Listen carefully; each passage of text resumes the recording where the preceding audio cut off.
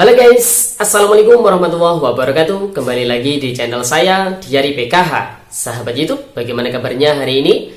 Semoga sahabat YouTube semua dalam keadaan sehat, tambah rezekinya, dan tentunya semakin sukses. Pada kesempatan kali ini, saya akan menginformasikan kepada sahabat YouTube semua tentang pastikan 3 hal berikut ini agar bantuan PIP di tahun 2022 bisa cair lagi ya. Bunda, para orang tua, lakukan ini agar anaknya dapat bantuan PIP ya. Oke sahabat YouTube, kira-kira informasi selengkapnya seperti apa? Simak terus videonya, jangan di skip supaya tidak menimbulkan gagal paham dan tentunya salah paham.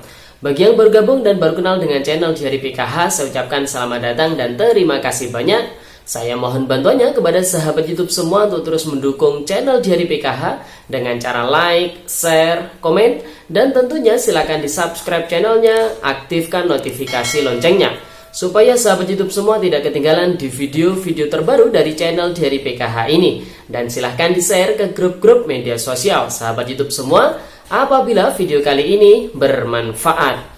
Oke sahabat YouTube, langsung saja saya akan lanjutkan informasinya tentang pastikan 3 hal berikut ini agar bantuan PIP di tahun 2022 bisa cair lagi. Bunda, para orang tua, lakukan ini agar anaknya bisa dapat bantuan PIP ya sahabat YouTube. Oke sahabat YouTube, di sini saya sudah merangkum apa yang akan saya sampaikan pada video kali ini. Oleh sebab itu saya mohon maaf agak sedikit membaca ya sahabat YouTube. Oke sahabat YouTube, yang pertama adalah bantuan PIP ini tahun anggaran 2022. Ini insya Allah akan disalurkan mulai bulan April ya sahabat YouTube tahun 2022 besok. Dan apakah yang sudah menjadi penerima PIP di tahun 2021 kemarin akan menerima lagi di tahun 2022? Jawabannya belum tentu dapat ya sahabat YouTube. Kenapa? Karena penentuan penerima PIP dilakukan dengan memadankan antara data Dapodik yang dikelola oleh Kemendikbudristek dengan data DTKS yang dikelola oleh Kementerian Sosial Republik Indonesia ya sahabat itu.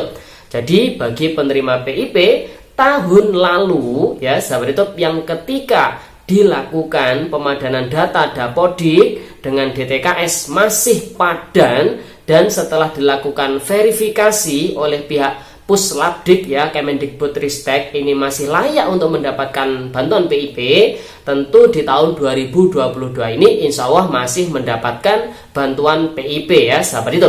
Begitu juga sebaliknya apabila ya sahabat itu penerima di tahun 2021 kemarin ini datanya sudah tidak padan antara Dapodik dengan DTKS, dan juga ketika dilakukan verifikasi oleh pihak Puslapdik Kemendikbudristek ini sudah tidak layak menerima bantuan PIP, tentu di tahun 2022 ini tidak bisa mendapatkan bantuan PIP-nya lagi ya sahabat itu. Karena bantuan PIP ini setiap tahun ini ada yang namanya SK penetapan ya siswa-siswi penerima bantuan PIP di tahun anggaran tersebut. Jadi tidak selalu yang menerima di tahun sebelumnya ini pasti menerima di tahun berikutnya. Jadi belum tentu ya sahabat itu. Jadi tergantung padu padannya data Dapodik dengan data DTKS dan juga hasil verifikasi kelayakan penerima PIP yang dilakukan oleh pihak Puslapdik Kemendikbudristek sahabat itu.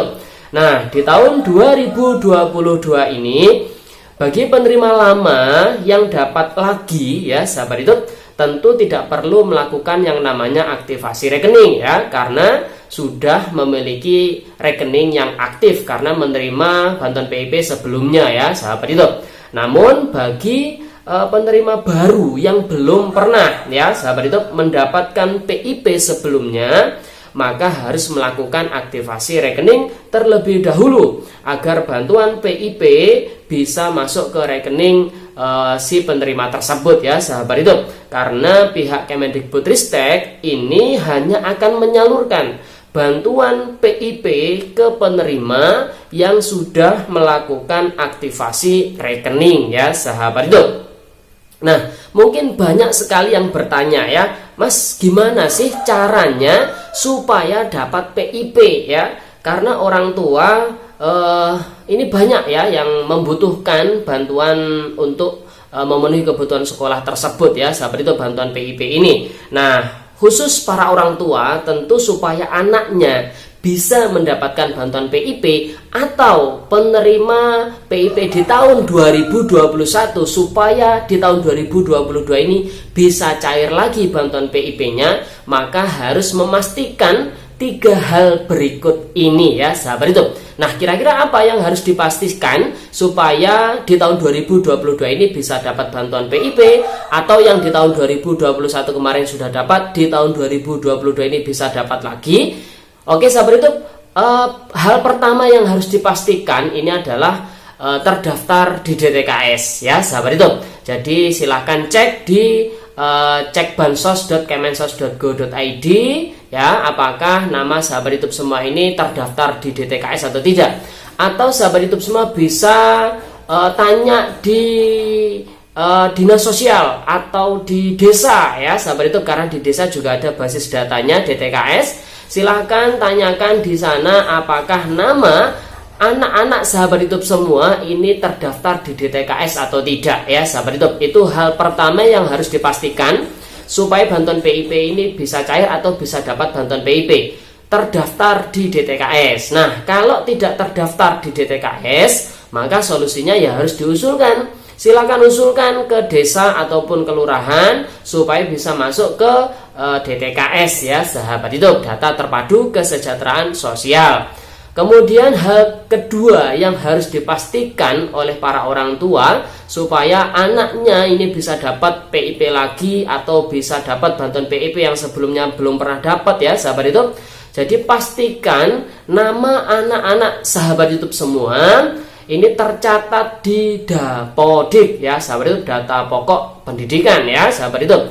Umumnya pihak sekolah ini akan memasukkan ya, sahabat YouTube, seluruh data siswa yang ada di sekolahan tersebut ke dalam Dapodik ya, sahabat YouTube, karena itu memang instruksinya dari Kemendikbudristek, semua siswa harus terekam ataupun terrekod di dalam data pokok pendidikan atau Dapodik ya, sahabat YouTube.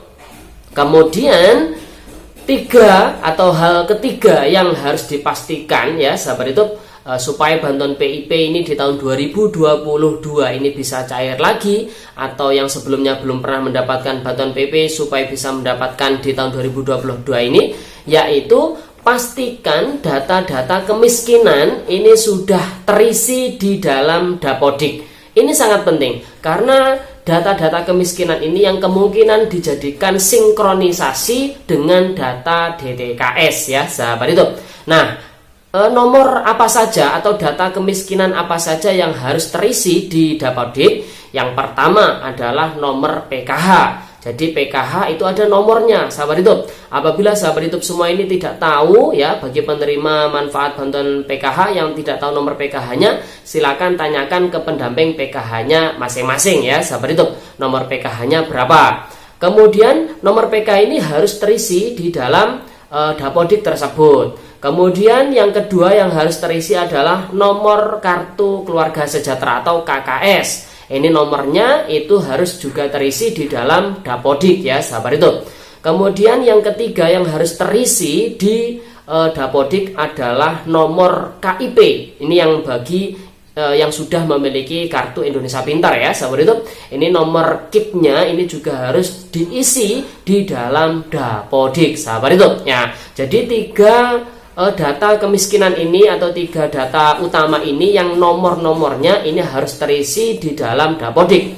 Nah, apabila sudah diisi ya di dalam Dapodiknya ya, sahabat itu, ini akan tersinkron dengan DTKS ya, sahabat YouTube. Jadi ketika sudah sinkron, tentu ini menjadi titik aman bagi sahabat YouTube semua. Insya Allah apabila sudah lolos verifikasi kelayakan penerima bantuan PIP, tentu bisa mendapatkan bantuan PIP ya, atau bantuan PIP-nya bisa cair kembali ya, sahabat YouTube. Nah, tentunya bagi yang berasal dari keluarga pemilik kartu KKS, kartu merah putih, ATM merah putih, atau penerima PKH ya, sahabat itu, maka dokumen-dokumen seperti fotokopi kartu KKS, kemudian nomor PKH, kemudian nomor KIP ini harus diserahkan ke pihak sekolahan ya sahabat YouTube, karena nanti yang mengentry, yang mengisi ke dalam Dapodik adalah pihak sekolahan ya sahabat YouTube.